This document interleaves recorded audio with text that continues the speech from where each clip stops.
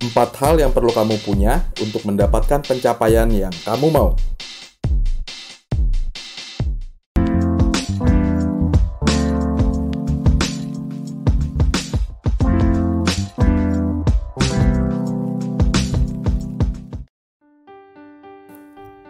Sebelumnya, mari kita bahas sedikit tentang kegagalan dan kecerdasan adversity. Mengapa banyak orang menyerah sebelum pada waktunya? Sebuah penelitian menemukan bahwa hal ini terjadi karena proses pembelajaran. Ya, mereka belajar untuk menyerah.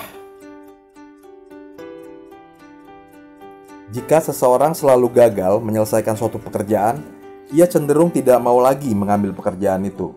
Sementara ada sebagian orang tetap berusaha sampai pada pencapaian tertingginya. Mengapa ya ada orang seperti itu? Karena mereka memiliki kecerdasan adversity atau adversity quotient yang tinggi. Lalu apa itu kecerdasan adversity atau adversity quotient? Kecerdasan adversity pertama kali ditemukan oleh Dr. Paul G. Stoltz pada tahun 2001 dari sebuah refleksi pendakian gunung. Kecerdasan adversity adalah kecerdasan yang dimiliki seseorang dalam menghadapi tantangan atau kesulitan tak terduga. Kecerdasan ini dapat memprediksi apakah seseorang dapat sukses atau tidak di masa depannya. Sebenarnya, kecerdasan adversity akrab dengan kehidupan kita sehari-hari. Seperti misalnya kendaraan yang tiba-tiba mogok dalam sebuah perjalanan penting, atau laptop yang tiba-tiba tidak berfungsi dalam sebuah pengerjaan tugas penting, atau ketinggalan kereta untuk menghadiri acara di luar kota yang sangat penting. Adversity quotient membagi manusia ke dalam 3 jenis golongan atau tipe. Golongan pertama yaitu quitter. Quitters terdiri dari orang-orang yang cepat menyerah. Mereka cenderung melarikan diri dari tantangan atau kesulitan yang dihadapi. Mereka cenderung menjadi pengeluh, selalu berpikiran negatif, namun merasa menjadi orang yang paling bahagia di dunia. Dalam beberapa pembahasan, mereka cenderung tidak suka jika teman atau sahabatnya mencapai kesuksesan. Golongan kedua adalah camper. Campers terdiri dari orang-orang yang cepat puas dalam pencapaiannya. Padahal di depannya terdapat peluang untuk memperoleh pencapaian yang lebih tinggi lagi. Golongan ketiga adalah climber. Climber adalah tipe orang yang tidak mudah menyerah. Mereka cenderung melihat hambatan justru menjadi peluang. Mereka percaya bahwa kesulitan atau tantangan adalah cara untuk mencapai kesuksesan.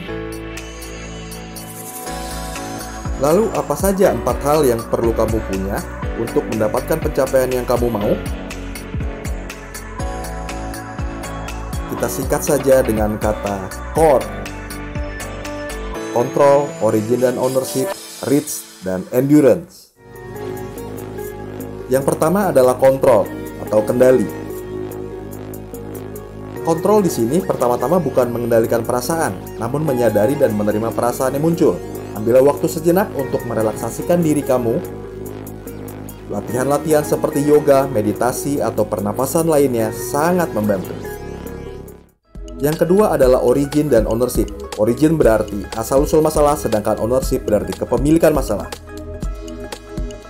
Inti dari origin dan ownership adalah meskipun masalah bukan berasal dari saya, tapi saya ikut bertanggung jawab menyelesaikannya.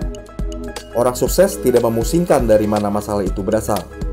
Dia lebih concern pada aspek penyelesaian masalahnya.